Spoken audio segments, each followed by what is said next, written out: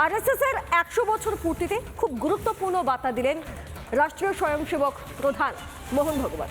তিনি বললেন যে এই সমাজের জন্য সমস্ত হিন্দুদেরকে ঐক্যবদ্ধ হতে হবে। শোনাবো তার বক্তব্য। জেহাদিদের দখলে বদলের বাংলাদেশ,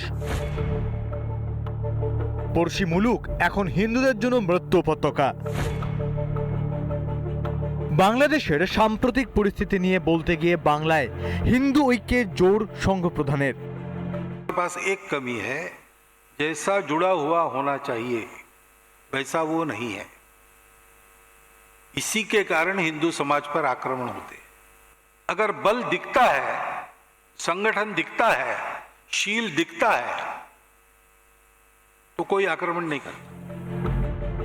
দুষ্টদের কোন ফর্মুলায় দূরে রাখা যায় সেই বার্তাও দিয়েছেন ভাগবত। बल ऐसा रखो तो दुनिया के दुष्ट आपसे दूर रहेंगे। ना भय देत काहू को, ना भय जानत आप, ऐसे हिंदू को देखकर दुष्ट डरावे आप, ये होना चाहिए। সংঘ প্রধানের বক্তব্যকে স্বাগত জানিয়েছেন বিরোধী দলনেতা।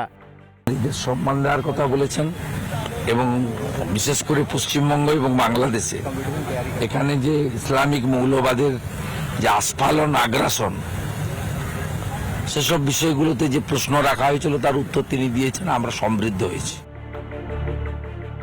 হিন্দুরা এক থাকলেই নিরাপদ থাকবে, বিভাজনেই বিপদ।